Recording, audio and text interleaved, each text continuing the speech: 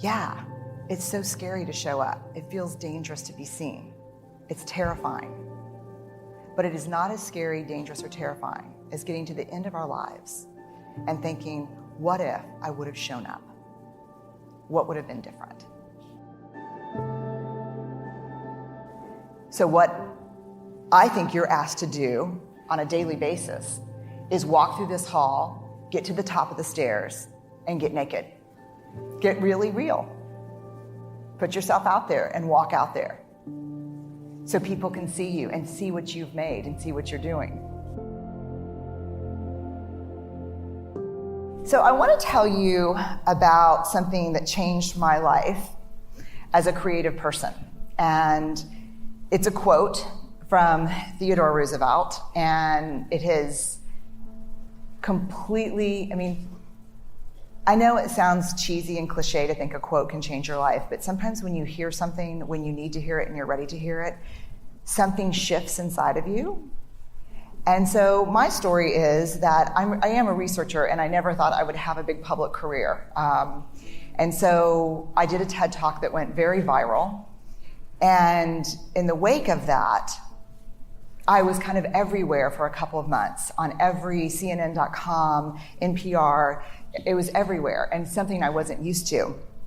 And the marching orders from my therapist and my husband were, do not read the comments online. So I read all the comments online. And so one morning, I woke up and there were 2 or 3 new articles out, and I started reading the comments. And they were devastating. They weren't about my work, they were about me. They were super personal.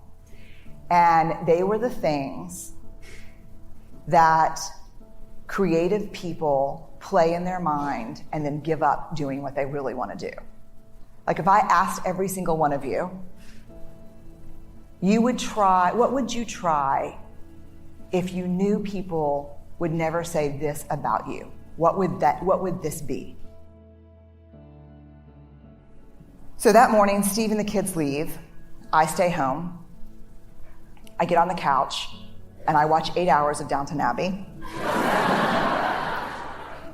So I get out my laptop and I do a search for who was president in the United States during the Downton Abbey era. I put it in and Theodore Roosevelt comes up and a quote comes up. And I read it, and this is what it says. It's a quote from a speech that he gave in the early 1900s at the Sorbonne, and a lot of people call it the Man in the Arena speech. And this is the passage that changes my life. It's not the critic who counts. It's not the man who points out how the strong man stumbles or where the doer of deeds could have done it better. The credit belongs to the person who's actually in the arena, whose face is marred with blood and sweat and dust, who, at the best, in the end, knows the triumph of high achievement, and who, at worst, if he fails daring greatly. So the moment that I read that, I closed my laptop, and this is what shifted in me. 3 huge things. First, I've spent the last 12 years studying vulnerability, and that quote was everything I know about vulnerability. It is not about winning, it's not about losing, it's about showing up and being seen. The second thing, this is who I want to be. I want to create. I want to make things that didn't exist before I touched them. I want to show up and be seen in my work and in my life. And if you're going to show up and be seen, there is only one guarantee, and that is you will get your ass kicked. That is the guarantee. That's the only certainty you have. If you're going to go in the arena and spend any time in there whatsoever, especially if you've committed to creating in your life, you will get your ass kicked.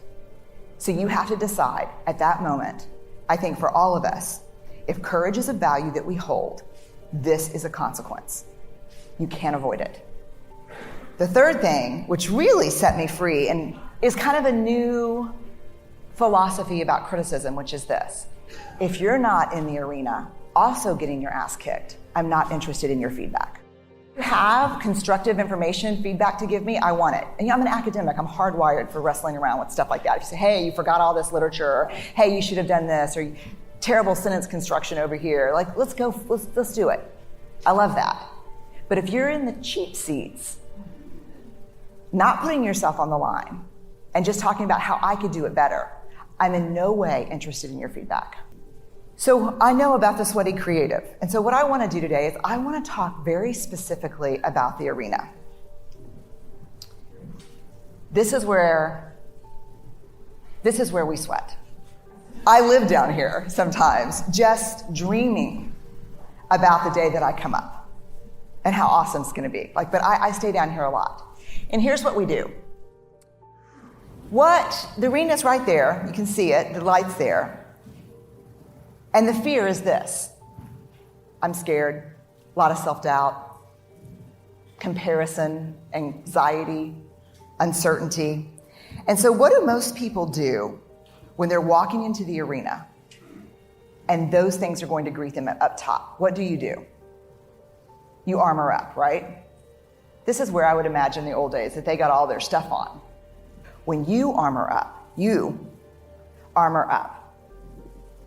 in this hallway, you shut yourself off from everything that you do and that you love. Because vulnerability is certainly a part of fear and self-doubt and grief and uncertainty and shame, but it's also the birthplace of love, of belonging, of joy, trust, empathy, creativity, and innovation. Without vulnerability, you cannot create. So what I think you're asked to do on a daily basis is walk through this hall, get to the top of the stairs, and get naked. Get really real.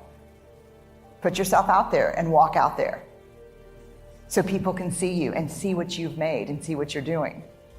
So when we walk out, this is what we see. Lots of seats, lots of people. But we focus in and we focus on this. The critics. I used to think the best way to put your work out into the world is to make sure the critics are not in the arena. But you have no control over who's in the arena. And the best way I have found is to know that they're there and to know exactly what they're going to say to you. The 3 seats that will always be taken when you walk into the arena, when you share your work with someone, the 3 seats that will always be taken are shame, scarcity, and comparison.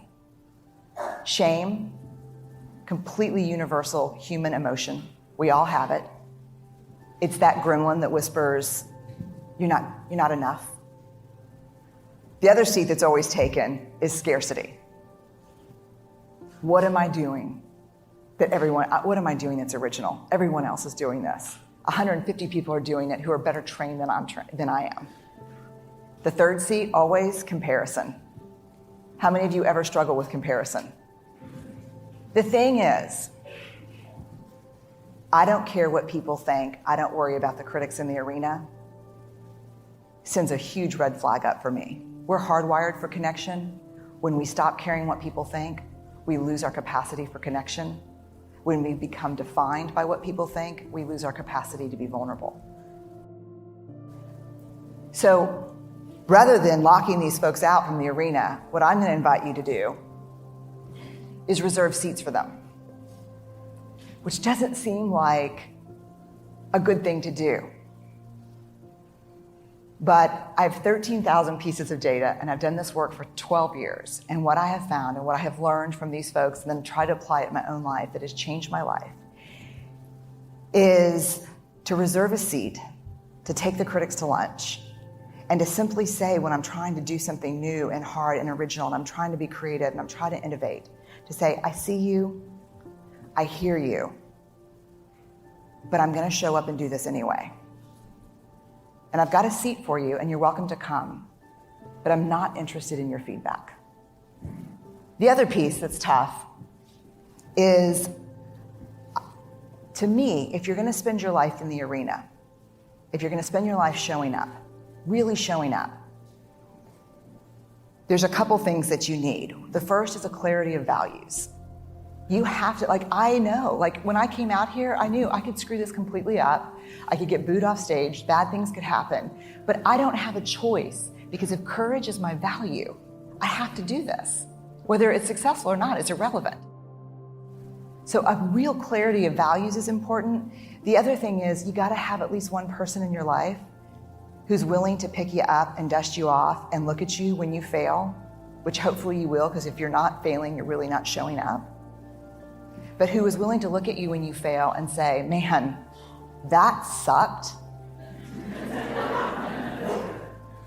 Yeah, it was totally as bad as you thought. But you were brave. And let's get you cleaned up, and because you're gonna go back in. And this is someone who loves you not despite your imperfections and vulnerabilities, but because of them. And they should have great seats in the arena.